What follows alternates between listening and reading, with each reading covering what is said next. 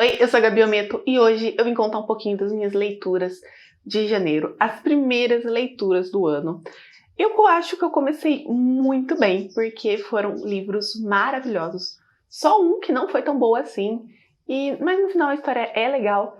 E a única coisa que acabou me incomodando um pouco é o fato que eu li, eu acho que uma ou duas fantasias é muito pouco pra mim, tá? Um número muito pequeno, mas eu vou tentar compensar nos outros meses, porque fantasia é o que eu mais gosto de ler. Só que às vezes eu esqueço de ler, é uma coisa meio que comum aqui. E nesse mês eu li 10 livros. Novamente, eu sempre me surpreendo com esse número, principalmente porque eu li 2 camalhaços gigantescos. E eu não sei como eu consigo ler 10 livros, sendo que alguns são camalhaços. É assim, um talento. Mas também tem vários livros pequenos.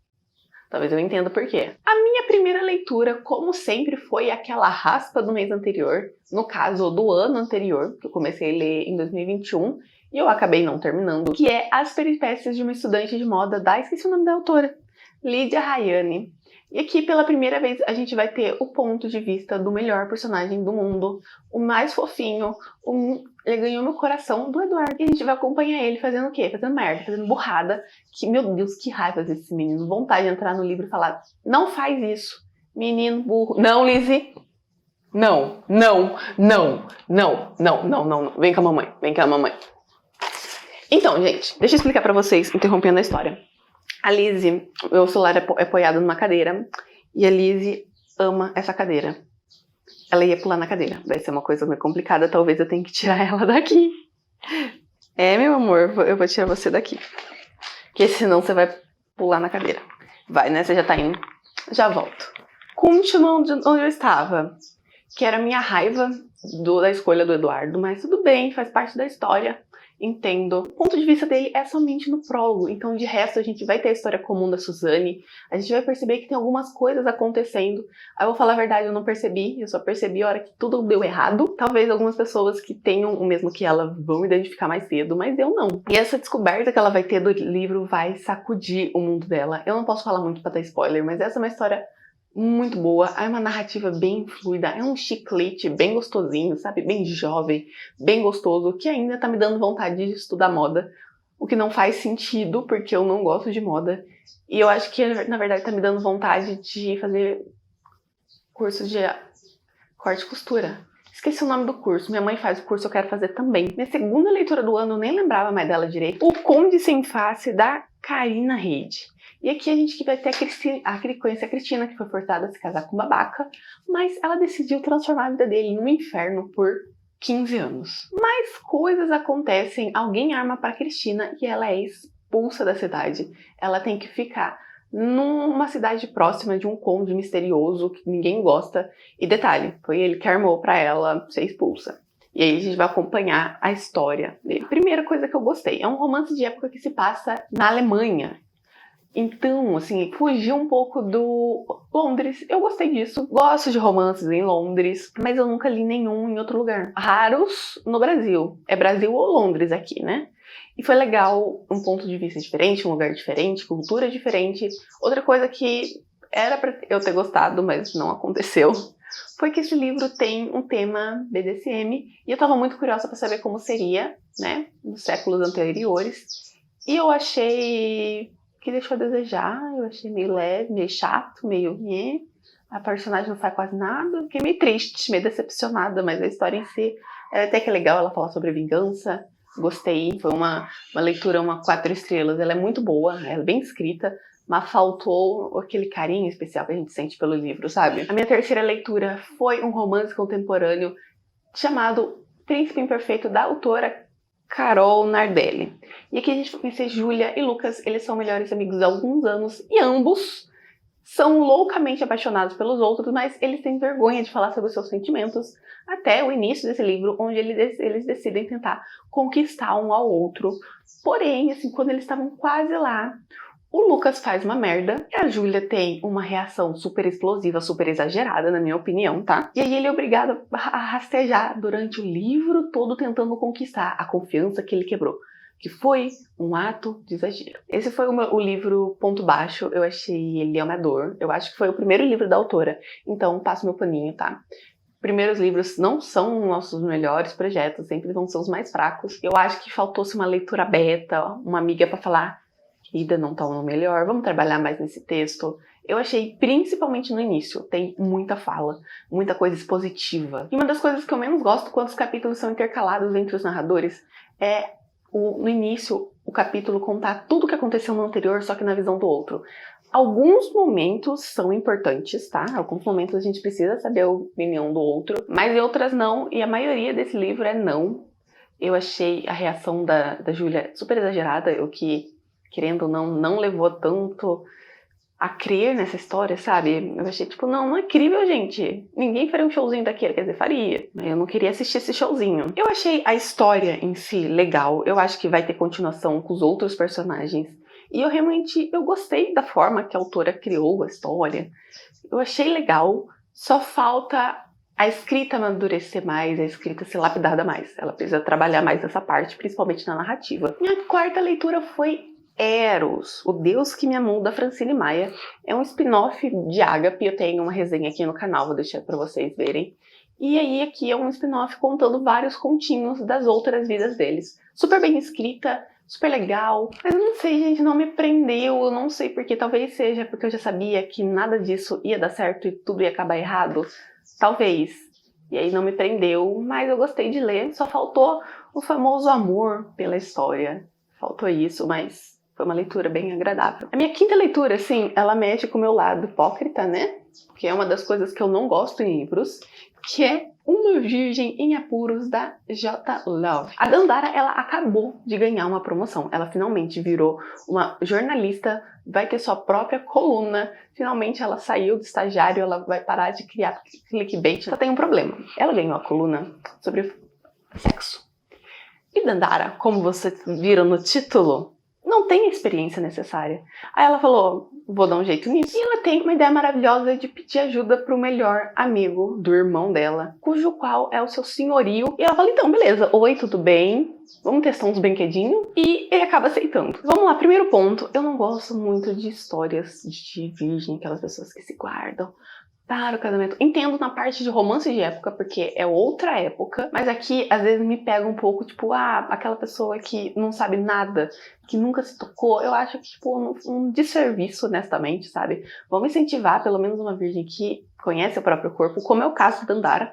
Ela conhece o próprio corpo e, principalmente, ela tem um motivo que durante a história explica o porquê ela nunca, né?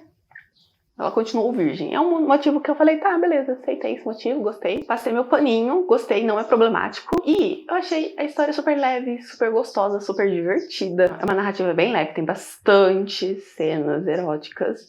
Não é uma reclamação, eu adorei todas. Meu único ponto é que teve um momento que eles pararam de usar os brinquedinhos que ela tinha que testar, me deixou triste. Mas, em si, a história é bem legal, gostei bastante. A minha sexta leitura foi um camalhaço, que é Frater, da Raíssa Tavati. Foram 900 páginas. Essa é a continuação de Imaculados, vai passar alguns anos depois e a gente vai estar no finalzinho do ano de 2021 nesse universo. A pandemia já acabou, ela durou um ano só e a única coisa que eu digo é inveja. E é claro que não poderia faltar um serial killer assombrando esses personagens. Dessa vez o cenário é São Paulo, então é muito maior, é muito mais difícil de encontrar. Vai ter ligação com Imaculados. E é uma história, assim, super divertida. Eu não tava esperando o que a Raíssa tava entregando, tá? Claro que qualidade eu já esperava. Geralmente o segundo livro é melhor do que o primeiro, o que realmente aconteceu. O que eu não tava esperando era o final. Eu demorei pra ler, tá? O livro foi publicado em novembro e eu li nesse mês. E muita gente falou, nossa, como esse livro é destruidor. Como esse livro me fez chorar. E passou, assim, 90% do livro e eu tava bem plena. Eu falei, gente, eu sofria por dentro, morri por dentro. Que eu não achei nada triste, nada, assim, sofredor. Até que chegou a cena do porão. E o livro me destruiu, entendi o que as pessoas queriam dizer, sabe? Foi toda uma construção para chegar naquele momento e eu me sinto destruída. É uma história, assim, maravilhosa. Infelizmente, não vai ter uma continuação. A Raíssa já falou que seria meio improvável um terceiro serial killer perseguindo eles. Eu já acho que um é meio improvável, então Qual é o problema de ter 3? Vamos fazer uma série, não vamos nunca acabar, vamos continuar com a Verona, sempre, pra sempre. Todo mundo concorda comigo? E assim, gente, a história dela, ela é muito boa, pelo amor de Deus, a menina escreve muito bem. A minha sétima leitura foi super curta, nem sei se dava pra confirmar como uma leitura, que é Como Planejar o Seu Livro, da Alexa Helba? Não sei definir, não sei decifrar minhas palavras, desculpa aí, gente. Essa foi a minha primeira leitura sobre escrita da minha meta. Minha meta, para quem não sabe, vou deixar aqui nos cards sobre minhas metas de 2022, é ler 6 livros sobre escrita. Não sei se esse dá para considerar um livro, já que tem 24 páginas, considerando agradecimento e introdução, mas vai falar bastante sobre estrutura de livro. Tentei colocar meu livro novo nessa estrutura para ver se eu tava, sei lá, tava fazendo certo. Consegui, foi fácil, gostei. Foi uma leitura bem rápida, bem aproveitosa. Peguei algumas diquinhas bem legais. A minha 8ª leitura foi um roubo, porque, gente, eu sempre falo que eu vou ler sempre um livro de uma continuação por mês. Só que Peripécias, segundo semestre, uma leitura de dezembro, não de janeiro. Então, a minha 8ª leitura foi Peripécias de uma Estudante de Moda, 3º trimestre, esqueci o nome da autora já, Lídia Rayane. Eu sou péssima com nomes, vocês já perceberam isso? E sim, gente, eu sei, roubei, mas não me arrependo. E aqui a gente vai ter mais um pontinho de vista do Eduardo no prólogo, fazendo o quê? Coisa errada. Mentira, ele tá fazendo coisa errada. No meu ponto de vista, ele tá fazendo coisa errada. Ele tá seguindo a vida dele, mas no meu caso é muito errado. E aí, a gente vai continuar com a vida da Susana. Ela tá aprendendo a viver com essa nova realidade que tá cercando ela. Não posso falar muito porque eu não quero dar spoiler pra vocês. Essa história é muito boa, então vão ler lá. Vamos, vai. Brincadeira. E continuando o vídeo, depois vocês vão. E nesse livro, assim, eu me iludi pacas por causa da capa. Sempre, em todos os livros, a capa tem a Suzane e o Eduardo em algum ponto. No primeiro livro, ele tá lá no fundo com a moto. No segundo livro, ele tá com uma pessoa. Ah, que ódio!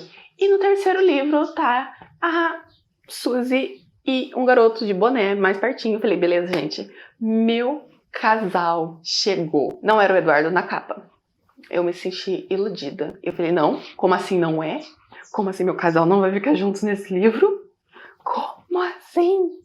Tudo por quê? Por minha culpa, né? Eu queria uma história a partir da capa, fiquei super decepcionada, super brava, mas eu terminei o livro com o quê? Com esperança. E eu vou dizer uma coisa, esse livro acaba de um jeito fantástico. Ele me deixou sem chão, eu fiquei desesperada para saber a continuação. Pra vocês terem noção, eu li a amostra do livro 4. Eu precisava saber se tudo estava bem, se tudo estava legal, né? Confirmar se o outro personagem masculino na capa da minha personagem era o Eduardo, tudo indica que sim. E tudo indica que 4º semestre vem o meu casal. E eu tô super feliz. Essa história é incrível. Ela tem essa narrativa super leve, super gostosa.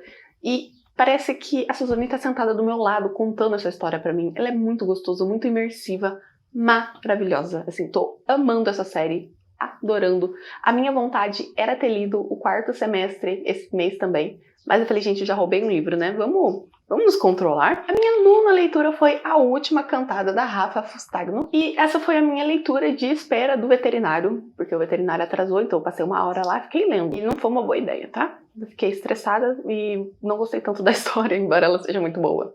Mas aqui a gente vai conhecer a Ursione. Ela é uma pessoa super talentosa, canta super bem, porém não tão bem, e ela começa a achar umas artimanhas para cantar melhor, e o começo do livro é as pessoas descobrindo essas artimanhas. É uma história legal, é uma história bem escrita, mas quando eu li, eu tava estressada. Eu tava preocupada com a minha gata, que tava estressada também. Então, eu acabei não aproveitando a leitura. E a minha última leitura, assim, que eu achei que não ia entrar aqui, porque era outro camalhaço, que é Filhos da Lua, o legado da Marcela Rossetti. E esse livro, eu confesso que eu só peguei pela capa, porque eu vi que era de lobisomem.